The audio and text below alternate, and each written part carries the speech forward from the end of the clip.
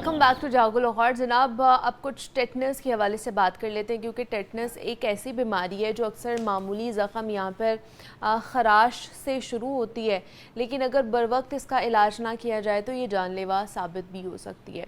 लोहे के कील, जंगालू चीज़ या मट्टी से लगने वाला छोटा सा जो कट है वो भी हमारे असाब और पट्ठों को मफलूज कर सकता है। बट अफसोस की बात यह है कि पाकिस्तान में अभी भी बहुत से लोग इस बीमारी की शिद्दत और वैक्सीनेशन की अहमियत से नावाकिफ़ हैं। तो इस पे ये सवाल बनता है कि टेटनस आखिर है क्या, ये कैसे फैलता है और बर वक्त इलाज और हिफाजती टीके क्यों इतने ज़रूरी हैं। यूजुअली हमारे घरों में होता है ना कि अगर आप गिर गए हैं, बच्चा गिर गए हैं, बड़ा गिर गया है मोटरसाइकिल से ज़मीन पर या फिर सड़क पर ख़ास तौर पर, या कोई ऐसी चीज़ लगी है, तो हमारे दिमाग में फ़ौरी आता है कि टेटनस के टीके लगवा लेने चाहिए। लेकिन वो क्यों लगवा लेने चाहिए, हमें ये आइडिया नहीं होता है, और वो कब तक लगवाने चाहिए, उसका क्या फ़ायदा होता है, इसका हमें पता नहीं है। तो आज हमने सोचा कि उसके ऊपर क्यों ना बात की जाए और इम्पॉर्टेंस जानी जाए उसकी। तो इस पर बात करने के लिए डॉक्टर सलमान काज़मी ने आज हमें ज्वाइन किया है, जो कि कंसल्टेंट फिजिशियन है। डॉक्टर साहब, आपको वेलकम कहते हैं जागो लाहौर में। कैसे हैं आप? ठीक ठाक है? शुक्रिया जी, थैंक यू। डॉक्टर साहब, ये टेटनस के बारे में बहुत सुना हुआ है हमने घरों में। छोटा सा एक्सीडेंट हो जाता है या बच्चा गिर जाए या बड़ा कोई गिर जाए तो सड़क पर या कोई ऐसी जगह पर जहाँ पर बहुत ज़्यादा एक्सपोजर होता है, तो हमारे सुनने में आता है जी टेटनस का टीका लगवा लो जाके। ये टेटनस है क्या, और इसका जो बैक्टीरिया है या वायरस है वो कहाँ से आता है और हमारे जिस्म में कहाँ से जाता है, दाखिल कैसे होता है? देखें जी, बात ये बड़ी कॉमन बीमारी पाकिस्तान में, दुनिया में शायद ये ख़त्म हो चुकी है, क्योंकि वहाँ बच्चा जब पैदा होता है उसी वक्त से उसे वैक्सीनेशन लगाना शुरू कर देते हैं। API के अंदर ये शामिल है पाकिस्तान में भी, और कोशिश होती है कि यहाँ जो भी बच्चे पैदा हो रहे हैं उनको वैक्सीनेशन कर दी जाए। मगर असल प्रॉब्लम ये है कि इसकी बाद में बूस्टर भी लगवानी होती है। मतलब जब भी अगर आप जैसे मैंने 5 साल पहले लगवाई थी, तो मैं 10 साल के लिए इम्यून हूँ और मुझे फिर 10 साल बाद दोबारा लगवानी पड़ेगी।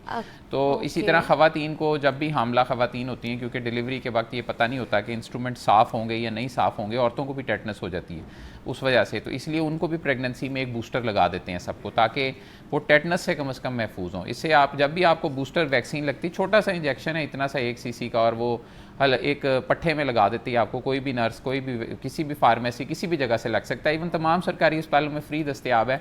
आप रोड ट्रैफिक एक्सीडेंट के बाद किसी भी अस्पताल में जब पहुंचते हैं तो सबसे पहले वो आपको टेटनस का टीका ही दर्द के टीके साथ मिक्स करके लगा देते हैं फ़ौरन, ताकि चलो टेटनस ना हो इस बंदे को। इस वजह से शायद टेटनस के केस बहुत ज़्यादा नहीं आते। मगर अभी भी हम, क्योंकि टीचिंग अस्पतालों के जो डॉक्टर्स हैं वो ये देखते हैं कि हर तीसरे चौथे हफ्ते, कभी दूसरे हफ्ते एक मरीज़ आता है जिसका लॉक जॉ हुआ होता है, उसका मुंह नहीं खुल रहा होता। आप उसे कहते हैं मुंह खोलो, वो कहता है मुंह नहीं खुल रहा। अच्छा। जिस्म अकड़ जाता है पूरा, उसके पट्टे अकड़ जाते हैं, इतने स्टिफ हो जाते हैं कि उसको झटके लगने लग जाते हैं, और वो पूरा जिस्म ऐसे उसका हो जाता है, वो सीधा ही नहीं हो सकता। और उसको कई दफ़ा इतने झटके लग रहे होते हैं कि आपको उस मरीज़ पे 21 दिन के लिए आप उसे वेंटिलेटर पे डाल देते हैं, पैरालाइज कर देते हैं। क्योंकि जब मुसलसल झटके लगते हैं तो ये पट्टे अंदर से टूटने लग जाते हैं, और ये टूट के खून में इनके अंदर से मायोग्लोबिन शामिल होता है और वो गुर्दों को जाके बंद कर देता है, और मरीज़ की डेथ हो जाती है। कई दफ़ा डायलिसिस करना पड़ता है ऐसे मरीज़ों का जो वेंटिलेटर पर डले हों।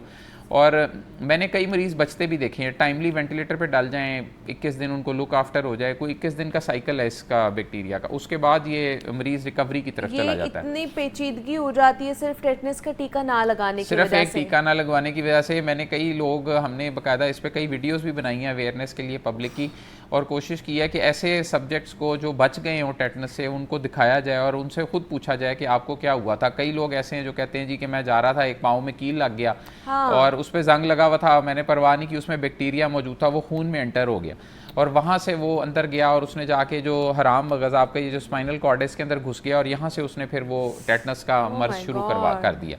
तो ये बहुत एक बड़ा मसला है, जो कि मेरा ख्याल है कि बिल्कुल नहीं होना चाहिए लोगों के लिए ज़रूरी। देखें, बूस्टर लगवाना कोई मसला नहीं है, कोई भी लगवा सकता है। आपको चोट लगे, आप रास्ते में गुजरते गुजरते किसी भी अस्पताल पे रुकें, वहाँ से टीका लगवा लें।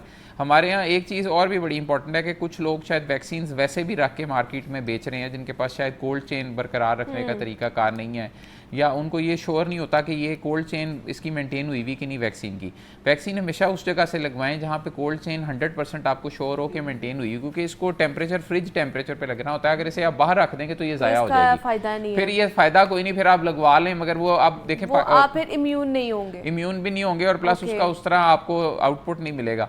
तो ये आपके लिए बहुत ज़रूरी था। आप किसी भी आदमी जो भी यहाँ वैक्सीनेशन लगवाता है रेगुलरली रूटीन में, उसको ये पता होना चाहिए कि वो वैक्सीन कोल्ड चेन मेंटेन हुई भी लगाए। कई जो WHO की तरफ से वैक्सीन गवर्नमेंट को मिलती हैं उनके ऊपर एक बाकायदा स्टिकर लगा होता है, और उस स्टिकर को अगर आप गौर से देखें तो उसका कलर चेंज हो जाता है जब आप उसे बाहर टेम्परेचर के अलावा रखेंगे तो आपको भी पता लग सकता है कि ये जो वैक्सीन अगर आप खरीद के लगवा रहे हैं तो आपको आइडिया हो जाता है कि ये वैक्सीन का कलर चेंज तो नहीं हुआ स्टिकर पे जो कंपनी ने लगाया हुआ है, तो वो भी आप अच्छे तरीके से देख सकते हैं। मजीद भी इसके हवाले से बात करते हैं। कॉलर हैं जिन्होंने हमें ज्वाइन किया, नौशहरा से उन्होंने हमें कॉल किया, मोहम्मद खान आफरीदी।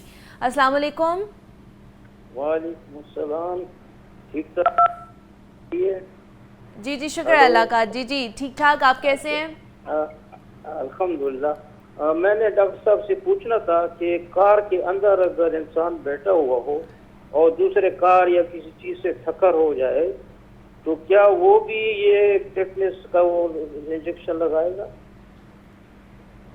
ठीक है देखिए जी, ये आपके मैं सवाल का जवाब दे दूं, क्योंकि जब भी आपकी अगर कार से एक्सीडेंट हो जाए जिसमें आपको ब्लीडिंग होना शुरू हो जाए, किसी जगह से आपका खून निकल आए, तो फिर इस दौरान आप कई जगहों पे जब आपको ट्रांसपोर्ट करेंगे, उससे बाहर निकालेंगे, स्ट्रेचर पे डालेंगे, कहीं ना कहीं आपका हाथ मिट्टी पे लग सकता है, कोई ऐसी चीज़ हो सकती है। इसलिए टेटनस का टीका लगवाने का कोई नुकसान नहीं है, लगवा ज़रूर लें ताकि आप एक टेटनस जैसी बीमारी से महफूज हो। पहले ही एक बंदे को ट्रॉमा हुआ हो, वो ऑपरेशन कराए, को पट्टियाँ करा रहा हो, ऊपर से टेटनस हो जाए तो इतनी बड़ी एक तो बहुत मुश्किल हो जाता है उसका बचना। इसलिए मतलब हमेशा एक्सीडेंट के बाद लगवा लें, कोई हर्ज नहीं, उसका कोई नुकसान नहीं है, लगवाने का नुकसान नहीं है, बल्कि आपको फायदा ही होगा कि फायदा ही, आप महफूज हो जाएंगे। अगले 5 साल भी आपको दोबारा अगर जरूरत नहीं पड़ेगी, 5-10 साल आप महफूज हैं दोबारा। लेकिन मुझे ये बताइए कि ये बैक्टीरिया क्या हर जगह पाया जाता है? मतलब अगर ये मिट्टी के अंदर मौजूद है, जंग-आलूद कीलों में मौजूद है, उसके अलावा जो जानवरों की काऊ डंग होता है, जैसे ये लिद फेंक देता है घोड़े और इस तरह की, इन जगहों इनमें भी मौजूद है ये।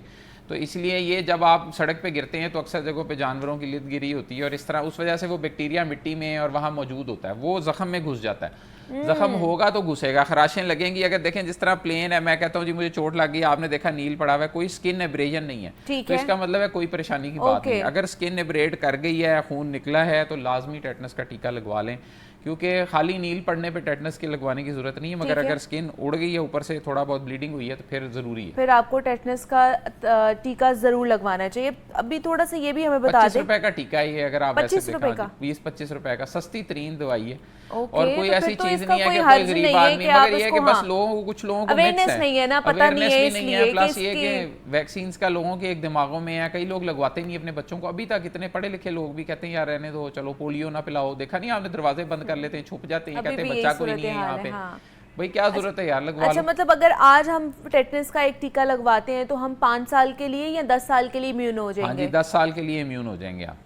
अच्छा, और फिर उसके बाद बूस्टर लगवाना पड़ेगा दोबारा। एक ही टीका लगवाना पड़ता है या इसका कोर्स करना पड़ता है? क्या सारा मामला प्रोसीजर होता है? ये जब छोटे होते हुए EPI का शेड्यूल है आपका, उसके अंदर आपको लगाते हैं ये, पहले एक 0 पे लगाते हैं, फिर 1 ईयर पे लगाते हैं, फिर 5 ईयर्स पे, और फिर उसके बाद आप इम्यून है। आपको दोबारा 15 साल की उम्र पे आप लगवा लें, 25 साल की उम्र पे इस तरह आप लगवा लें, ताकि आप एक परमानेंटली आप सेफ रहें।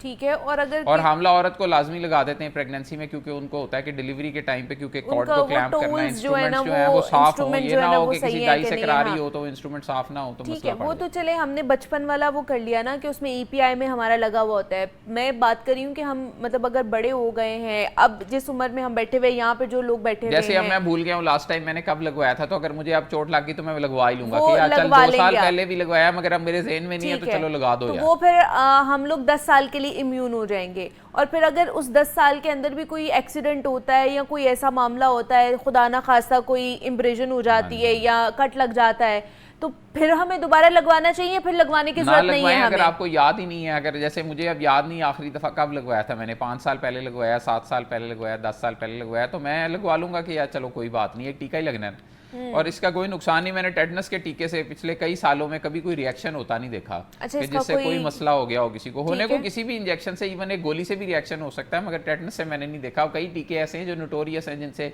नोस्पा है जो पेट में दर्द के लिए लगाते हैं, इस तरह के कई रिंगर की ड्रिपें हैं, देखा नहीं आपने किस तरह के रिएक्शन होते हैं। कई दफा लोग मर जाते हैं, अस्पतालों से खबरें लगती है मरीज को ड्रिप लगी, मरीज को टीका लगा। मैंने टेटनस से वैसे आज तक नहीं देखा कि कोई बंदा मर गया हो टीका। अच्छा ठीक है, मतलब इसे घबराने की जरूरत नहीं है, आप इसको लगवा लें। अगर आपको नहीं भी याद रहता तो आप फिर भी लगवा लें कि इसका आपको फ़ायदा ही होगा, इसका नुकसान नहीं आपको होगा।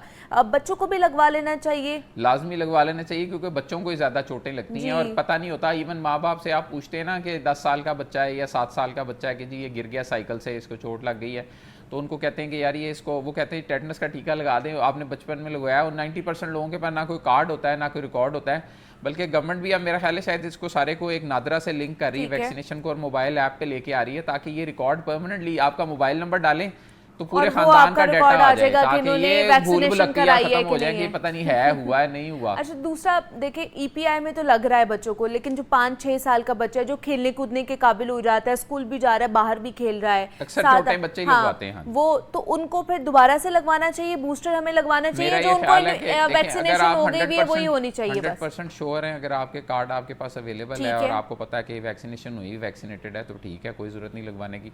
मगर अगर आपको नहीं श्योर कि पता नहीं हुई है नहीं हुई वैक्सीनेशन, तो फिर आपको वो लगवा लेना चाहिए, लाजमी लगवा लेना चाहिए। और मेरा ये ख्याल है कि स्कूलों में एक 0 पीरियड रखा हुआ है इन्होंने, जिसके अंदर ये बीमारियों का पढ़ाते हैं बच्चों को। अच्छा। और उसमें हमेशा डेंगू का लेक्चर देता है वो, जो भी टीचर होता है उनका आके, देखो जी मच्छर है, पानी है, ये वो मच्छर काट जाएगा, डेंगू हो जाएगा, बुखार होगा, खून निकलने लग जाएगा, मुंह से मर जाओगे, तो उसे टेटनस का भी बता दें थोड़ा, ताकि लोगों को एक 30-40 बीमारियां ऐसी हैं जिसके ऊपर हमने एक बुक भी बना के करिकुलम टेक्स्ट बुक बोर्ड को दी है, ताकि आप 0 पीरियड में वो दिखाएं कि कॉलरा है, पेट की बीमारियां हैं, ये ऐसी बीमारियां जो कि लाइफ थ्रेटनिंग है। अगर आप इनको थोड़ी सी एहतियात कर लें, पानी जैसे अब सैलाब आया हुआ है, पानी उबाल के पी लें, थोड़ा ख्याल कर लें, वजह से भी बहुत सारी बड़ी बीमारियां फैलेंगी, मच्छर अभी बहुत उग जाएगा, एकदम मच्छर आएगा। चलिए, एक डॉक्टर साहब हमें एक कॉलर ने ज्वाइन किया है, खादिम हुसैन है। अस्सलाम वालेकुम।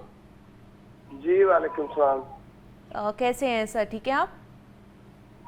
मेरे बेटे को ना गलबन 18 साल की एज हो गई है, इसको टेटनस की बीमारी है, ये इसका कोई इलाज हो सकता है? वो तुरता है, को अपनी जो टांग है वो लहला करके तुरता है, बहुत कमजोर है। दांत दबाता रहता है, दांत चबाता रहता है जी, टांग तुरने से बहुत, मसलन एक टांग को दबा के तुरता है उसको। अच्छा, चलने में मसला है उनको। और क्या उनकी उम्र क्या है आपके बेटे की? उम्र गलबन उसकी 16-17 साल की है। 16-17 साल की, और वो कह रहे हैं उसको टेटनस का मसला और एक टांग में मसला है कि वो दबा के चलता है। ऐसे होता है कि कई दफ़ा एक टांग जिसको आप समझते हैं कि कमज़ोर रह गई है दूसरी से, और थोड़ा सा आपको लगता है कि ये घसीटता है इस बच्चा इस टांग को, या इसको कोई ऐसी कमज़ोरी है, तो मेरा ये ख्याल है कि कोई भी किसी किस्म की भी मस्कुलर डिस्ट्रोफी हो सकती है, या कोई छोटे होते हुए मतलब इस तरह की कई बीमारियां जो हो सकती हैं। आपको ना किसी न्यूरोलॉजिस्ट को अपने इलाके में जो कंसल्टेंट होंगे आपके डिस्ट्रिक्ट हेडक्वार्टर अस्पताल पे, उनको विजिट करके एक दफ़ा चेक करा लें। कुछ दफ़ा टांग में करंट वगैरह वो चेक करते हैं कि करंट पूरा मिल रहा है कि नहीं पट्ठों को, कि इस टांग की जो सप्लाई है पूरी है कि नहीं, क्योंकि वो फिर अगर पट्ठों को करंट ना पूरा मिल रहा हो, नर्व कंडक्शन स्टडीज़ करके देखेंगे, और आपको एक ओपिनियन की ज़रूरत है किसी ना किसी जो कंसल्टेंट है न्यूरोलॉजिस्ट आपके इलाके का, ताकि आपको पता लगे कि ये वजह क्या है, फिर उसके हिसाब से उसका ट्रीटमेंट होगा। ये ना हो कि कोई मोरों में मसला हो, कंप्रेशन आ रहा हो, एक टांग पे चलने में मसला हो रहा हो, और आप उसको एक ओवरलुक करते जाएं, डिस्क थोड़ी पीछे आ रही हो। कुछ ऐसी ट्रीटेबल बीमारियां जिनको अगर आप ओवरलुक करते जाएंगे तो परमानेंटली ख़राब हो जाएगा मामला। ठीक है, मतलब आप डॉक्टर को चेक करा लें, वो ज़्यादा अच्छा। मतलब ये टेटनस का प्रॉब्लम तो नहीं हो सकता? लगता नहीं है ऐसा। टेटनस में तो झटके लगते हैं, पूरा जिस्म अकड़ जाता है, लॉक जॉ हो जाता है। आप मरीज को कहते हैं मुंह खोलो, वो कहता है मुंह नहीं खोल रहा। आप उसे कहते हैं ज़बान दिखाओ, ज़बान बाहर निकालो, कहता है मुंह खुलता ही नहीं, ये लॉक जॉ हो गया। तो वो ना कुछ खा सकता है ना पी सकता है, नाक से नाली डाल के उसको खुराक देनी पड़ती है इतने दिन, और उसको बड़ी मुश्किल होती है, बड़ी तकलीफ है। और ये फिर बाद में उसकी सांस के जब ये ट्यूब गले में डाल देते हैं 7-8 दिन बाद आपको उसकी ट्रेकियोस्मी करनी पड़ती है, यहाँ सुराख करके यहाँ से ट्यूब लगानी पड़ती है, फिर उसके जरिए आप उसको सांस देते रहते हैं मशीन के जरिए। फिर 21 दिन बाद उसको निकालते हैं, फिर मेटल की ट्रेकियोस्मी लगाते हैं, फिर 3 महीने वो उसको निकलवाने के लिए फिरता रहता है। फिर वो जब आप उसे ट्यूब लगा देते हैं वो बोल नहीं सकता, फिर उसको कहते हैं कि यार इसके ऊपर हाथ रख के बोलो, आहिस्ता आहिस्ता वो बोलना शुरू करता है। बड़ा 6-8 मंथ्स बेचारा रुल जाता है बंदा। और फिर आप खुद सोच सकते हैं कि कितनी तकलीफ होती है, इतने सुराख कराने, इतना कुछ होना, नाक से नालियां डलना, मरीज को वेंटिलेटर पे डालना, कितनी खतरनाक सूरत हाल है। खतरनाक है सिर्फ मरीज के लिए भी, मरीज तो एक सफर कर ही रहा होता है, उसका पूरा खानदान रुल जाता है। एग्जैक्टली, उसकी पूरी फैमिली जो है ना वो उससे मुतासर हो रही होती है, वो सफर कर रही होती है। तो डॉक्टर साहब, अब जैसे आपने कहा कि पूरा उसका मुंह लॉक हो जाता है, पूरी जो उसके पट्टे जो है ना वो फड़फड़ाने शुरू हो जाते हैं। क्या ये पहली अलामत में ही ये सारी चीजें होना शुरू हो जाती हैं या इनिशियल जो साइंस एंड सिम्टम्स हैं वो कुछ और हैं? नहीं, होता ही इससे शुरू है कि झटका लगा। और जो लोग कई देखे झटके लगने में ना लोग अक्सर ये समझते हैं मिर्गी का दौरा पड़ गया बाहर। एक बंदे को तो वो फौरन जूता लेके आ जाएंगे उसको सुंघाने के लिए कि जूता सुंघा दो। एक तो जूता सुंघाने का कोई फायदा नहीं। अगर किसी बंदे को झटके लग रहे हैं तो 1112 पे कॉल करें, फौरी तौर पे उसे किसी अस्पताल में पहुंचाएं और उसको करवट देके लिटाएं, क्योंकि कई दफा जब मरीज को झटके लग रहे होते हैं तो वो उल्टी कर देता है खुद ही। ठीक है। तो जब वो उल्टी करता है तो वो सांस की नाली में भी जा सकती है, क्योंकि वो कॉन्शियस नहीं होता, वो कंट्रोल नहीं होता उसका अपने जबान पे और मुंह पे। और ऊपर से अगर लॉक जॉ भी हो रहा हो तो आप खुद देखें कि फिर तो 100% चांस है कि वो एस्पिरेट कर जाएगा। तो अगर ऐसी सूरत हाल है तो आप अपनी डॉक्टरी ना लगाएं मौके पे, क्योंकि अक्सर लोगों को ना यहाँ पे बेसिक अंडरस्टैंडिंग ही नहीं है। क्योंकि उसकी वजह ये है कि हमने स्कूलों में कभी बच्चों को इन चीज़ों का बताया ही नहीं है। हाँ, ट्रैफिक सिग्नल्स का, एक्सीडेंट्स का, बीमारियों का, अगर ये थोड़ा बहुत भी हम स्कूलों में पढ़ाते हैं तो करोड़ों बच्चे जो आज पढ़ रहे हैं वो कल को उनका भला हो जाएगा। जैसे स्कूलों में जो बड़े बड़े आजकल स्कूल हैं जो पैसे लेते हैं और प्राइवेट स्कूल्स हैं, उन्होंने बाकायदा डॉक्टर रख लिए हैं अपने, ताकि वो एजुकेशन कर सकें बच्चों को। बहुत अच्छी बात है, क्योंकि बीमारियां बहुत ज़्यादा फैलती जा रही है ना, तो मेरे ख्याल से इस तरह के इनिशिएटिव्स हमें लेने चाहिए। एक और कॉलर हैं, हसन है, जिन्होंने लाहौर से कॉल किया हमें। अस्सलाम वालेकुम।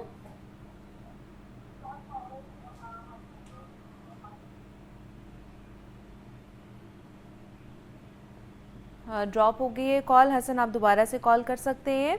तो दूसरा ये जो चीज़ डॉक्टर साहब ने हमें बताई है कि इसका पहला जो साइन है वो यही है कि आपका जो जॉ है वो लॉक हो जाएगा, लॉक जॉ हो जाएगा, मुंह नहीं खुलेगा। तो अगर आपके बच्चा कभी गिर जाता है, खुदा ना खास्ता उसको ये प्रॉब्लम हो जाती है, तो सबसे पहले आपने यही अलामत देखनी है कि अगर उसका जो लॉक हो रहा है तो आप फौरन से जो है ना वो डॉक्टर के पास भागें। घर में कोई भी ऐसी जो है ना रेमेडीज करने की जरूरत नहीं है इसकी। वैसे ही किसी को झटके लग रहे हो कभी भी उसे खुद से रेमेडी कोई ना करें। कई लोग ये समझते हैं शुगर लो हो गई है, इस वजह से ऐसे भी होता है, डायबिटिक्स होते हैं उनको शुगर लो होने की वजह से भी झटके लग सकते हैं। अच्छा। बेहोश हो सकते हैं वो लोग, फौरन चीनी मुंह में डालने की कोशिश करते हैं। जो कुछ आप चीनी भी मुंह में डाल रहे हैं, पानी एक तो ना डालें, क्योंकि पानी डालेंगे डायरेक्टली तो वो अंदर चला जाएगा सांस की नाली में। यूजुअली जब बंदा बेहोश हो जाए तो उसे IV लाइन से लगाना पड़ता है शुगर के टीके, ताकि फौरन उसकी BSL पूरी हो। चीनी मुंह में डालने से वो बड़ी देर में स्टमक में आएगी, फिर वहाँ से जज़ब होगी, फिर खून में जाएगी। तो इसीलिए लोगों की एक बेसिक अंडरस्टैंडिंग बनाना ज़रूरी है। और फिर उस मरीज़ को जो भी करीबी अस्पताल हो आपके, कोई प्राइवेट है, कोई छोटा सा भी अस्पताल है, वहाँ ज़रूर ले जाएं, क्योंकि वो एक डॉक्टर वहाँ पे होगा, वो उसको मैनेज कर लेगा, उसकी एयरवे को स्टेबल कर लेगा, उसकी शुगर को चेक कर लेगा, ब्लड प्रेशर चेक कर लेगा, उसकी एक बेसिक वर्कअप हो जाएगा। छोटा भी डॉक्टर होगा ना, छोटा क्लिनिक भी होगा, वो भी समझता होगा कि यार इसको कैसे हैंडल करना। चलिए, हसन ने हमें दोबारा कॉल किया। अस्सलाम वालेकुम। वालेकुम अस्सलाम। जी हसन, क्या आप पूछना चाहेंगे? जी मैम, मुझे चूहे ने काटा था, तो वैसे भी अगर कोई जानवर काट ले तो क्या टेटनस का टीका लगवाना चाहिए? ठीक है, आप चूहे ने काटा है वो कह रहे हैं, तो क्या जानवर भी काट ले तो आपको लगवाना चाहिए टेटनस का? कुत्ता काटने पे भी टेटनस का टीका साथ लगवाते हैं, कुत्ता काटने के टीके भी लगवाते हैं, एंटी रेबीज वैक्सीन भी। 5 टीके हैं इसके भी, 0, 1, 3, 7, 21 डेज पे लगते हैं। मतलब ये बड़ा इंपॉर्टेंट सवाल है। अगर जानवर काट ले, चूहा काट ले तो लगवा लें टीका टेटनस का लाजमी, और रेबीज के टीके भी लगवा लें। कोई पता नहीं होता इन जानवरों का। ये खासतौर पे जो कार्निवोरस हैं, जैसे कुत्ते बहुत ज़्यादा हो गए हैं इस वक्त शहर में, और रात को लोगों के पीछे भागते हैं। मैंने पिछले 4 दिन पहले एक डॉक्टर की माँ को मार्केट जा रही थी, कपड़े खरीदती फेरी थी, पीछे कुत्ता फेर रहा था, उसने उसकी टांग पे काट लिया। उसके अलावा 3 बंदे मैं रेबीज के देख चुका हूँ, 2 बंदे मर चुके हैं पिछले 3 दिनों में कुत्ता काटे के। कहते 1 महीना पहले मैंने बंदे से पूछा आपको कुत्ते ने काटा? उसने कहा जी 1 महीना पहले छोटा सा कुत्ता था, उसने मुझे काटा है, और मैं 1 महीने बाद, अब 1.5 महीना हो गया, अब एकदम मुझे वो हाइड्रोफोबिया होता है। जैसे ये मैं ग्लास है ना, ये पानी है इसमें, मैं इसको ऐसे लेके आऊँ ऐसे होने लग जाए, मैं पी नहीं सकता पानी से। इतना खौफनाक बेचारा। और ये मरीज को जो एक दफ़ा जब शुरू हो जाए हाइड्रोफोबिया, तो उसके बाद वो मरीज़ 8 घंटे 10 घंटे में मर जाता है, एनसेफेलाइटिस शुरू हो जाता है। और 3 मरीज़ मैं देख चुका हूँ, वो बल्कि डॉक्टर जिसकी वालदा को काटा 3-4 दिन पहले, उसके लिए मैं दुआ गूँ कि उसको ना हो बेचारी को रेबीज़, क्योंकि 100% मोर्टेलिटी है। और कुत्तों से हमेशा दूर रहें। उसकी कुत्ते भी पता है पहले शायद नहीं ये काटते थे, ये अब हुआ है कि कुछ लोगों ने ना, नहीं ये ज़्यादा बहुत हो गए, एक तो आबादी बहुत ज़्यादा हो गई, दूसरा ये हुआ है कि लोग ना इनको गोश्त डालने लग गए गलियों में आके। जब आप एक जगह एक दिन गोश्त डालते हैं इनको, अगले दिन वो कुत्ते सारे वहीं पे होते हैं, आप इन्हें गोश्त नहीं डालते। खासतौर पे जो खवातीन गोश्त डालने लग गई है ना, तो वो फिर जो भी गुजरता है गुस्से में आगे उसको काट लेते हैं कि यार आज मेरे को गोश्त ही नहीं डाल रहा। तो भाई ऐसे एडवेंचर ना करें, दूसरों की जानों को रिस्क में ना डालें। आप डालें ना, वो कूड़े से खाते थे पहले, अपना बंदोबस्त करते थे, अब उनको इस तरह कर रहे हैं तो बेड़ा गर्क कर कर रहे हैं तो खुदारा जो है ना वो टेटनस का टीका ज़रूर लगाएं, अपनी जान की हिफाजत ज़रूर करें। और मोहम्मद इकराम उन्होंने हमें कॉल की है। अस्सलाम वालेकुम। वालेकुम अस्सलाम। जी इकराम साहब क्या पूछना चाहेंगे? मैं जी डॉक्टर साहब जी पूछना चाहूँगा, जब कोई एक एक्सीडेंट हो जाए या कोई चोट वगैरह लग जाए तो उसके कितने टाइम के अंदर अंदर इंजेक्शन जो है वो वर्क करता है, और दूसरा अगर एक इंजेक्शन लग गया है और 2-3 माह बाद दोबारा एक्सीडेंट हो गया है तो क्या फिर इंजेक्शन जरूरी होगा दोबारा भी? ठीक है जी इकराम साहब, बहुत शुक्रिया। मतलब अगर एक्सीडेंट हो गए तो उसके कितने टाइम में हमें लगवा लेना चाहिए टेटनस का टीका? इकराम साहब ये अच्छा सवाल है आपका। 24 घंटे के अंदर अंदर लाजमी इंजेक्शन लगवा लेना चाहिए ताकि जो इम्यूनिटी है वो आपकी बूस्ट होने लग जाए और एंटीबॉडीज बॉडी में बनने लग जाए अगेंस्ट टेटनस। और दोबारा अगर एक्सीडेंट हो जाए 2-3 महीने में तो लगवाने की ज़रूरत नहीं है अगर आपकी वैक्सीनेशन हुई हुई। अगर आपका पहला टीका है ज़िंदगी का तो फिर आपको दोबारा भी लगवाना चाहिए 3 महीने बाद, और फिर उसके बाद एक 6 महीने बाद, और फिर 5 साल बाद, ताकि आपकी वैक्सीनेशन मुकम्मल हो जाए और आपकी एक इम्यूनिटी। अब ये तरीका देखें कि ये कंफर्म कैसे करना, जैसे हेपेटाइटिस बी की वैक्सीन है उसका एंटीबॉडी लेवल्स होते हैं, आप वो एंटीबॉडी लेवल अपने चेक भी करा सकते हैं कि मैं इम्यून हूँ या नहीं हूँ इस डिजीज़ के अगेंस्ट। बहुत सारी लैब्स अब ये भी ऑफर कर रही हैं, मगर ये अमीर आदमी करा सकता है, गरीब आदमी ये कामों में नहीं पड़ता। वो कहता है यार 25 रुपए का टीका लगा दो बस जान छुटे, क्या मसला इतना बड़ा कि मैं 5000 का टेस्ट कराऊँ। तो पाकिस्तान में या जो हमारे जैसे ममालिक हैं इनमें इलाज मुआवजा सस्ता भी है और एक्सेसिबल भी है। यही काम अगर आप बाहर हों किसी मुल्क में तो वहाँ पे तो बहुत वो तो आपको एक पैराडोल की गोली देते हुए भी 5 घंटे बैठाएंगे और 10 सवाल करके आपको पैराडोल की गोली पे भगा देंगे कि दौड़ जाओ यहाँ से, और आप बोल भी नहीं सकते किसी के साथ। तो इसीलिए ये तो बहुत बड़ी ब्लेसिंग है कि यहाँ डॉक्टर्स इजीली अवेलेबल हैं, अस्पतालों में जाएं फ़ौरन टीका लग जाता है। जो आप कहते हैं मुंह से फार्मेसी से जाके खरीद के मैनेज कर लेते हैं, खुद ही अपना इलाज कर लेते हैं, वो इससे नुकसान भी हो रहा है बहुत ज़्यादा, मगर ये कि एक लिहाज से लोगों को इलाज मुआवजा भी मिल रहा है। ठीक है कि मतलब 24 घंटे के अंदर अंदर आपने जो है ना वो टीका लगवाना है, और अगर आपका ज़िंदगी का पहला टीका है तो फिर 3 महीने बाद, 6 महीने बाद, 5 महीने बाद वो डॉक्टर जो जो आपको शेड्यूल बना देगा, वो कार्ड बना देगा कि आपने इस टाइम पे लगवाते रहना, डेट भी लिख देगा कि इस डेट पे आपका अगला वो आपने लगवानी है। अच्छा, ये हमें फार्मेसी से लगवानी चाहिए या फिर हमें जाके जैसे गवर्नमेंट हॉस्पिटल्स है वहाँ से लगवानी चाहिए? आपने कहा ना कि इसकी कोल्ड चेन बरकरार रखना बड़ा ज़रूरी है, तो कहाँ से प्रेफर करें हम लगवाना? मेरा तो ये ख्याल है कि सरकार का एक पूरा प्रोग्राम है, एक्सपेंडेड प्रोग्राम फॉर इम्यूनाइजेशन, ये कोल्ड चेन मेंटेन करते हैं और अस्पतालों तक टीके को पहुंचाते हैं। अक्सर अस्पतालों को आपने देखा है लोड शेडिंग से भी एग्जेम्पशन दी हुई है वापडा ने, ताकि ये ना हो कि वैक्सीनें ख़राब हो जाएं या दवाई जो फ्रिजों में रखी हुई वो ख़राब हो जाए। इसीलिए लाइट यूजुअली नहीं जाती अस्पतालों में, इनके टीके ठीक होते हैं, आप इनसे लगवा सकते हैं। बहुत सारे लोग ऐसे हैं जो कहते हैं नहीं जी हम तो बहुत अमीर हैं, हमें ज़रूरत नहीं है अस्पताल से लगवाने की, तो वो जहाँ मर्जी से घर पे किसी को बुलवा के भावें लगवा लें, किसी फार्मेसी की चेन को कहें कि यार घर ला के बंदा भेज दो, अपनी मर्जी है। बस आप ये इंश्योर करें कि जिस बंदे से भी आप लगवा रहे हैं वो कोल्ड चेन जो है ना उन्होंने मेंटेन रखी हो इन इंजेक्शंस की, ताकि उसका जो इफेक्ट है वो अच्छे तरीके से आ सके। तो हमारे साथ डॉक्टर सलमान काज़मी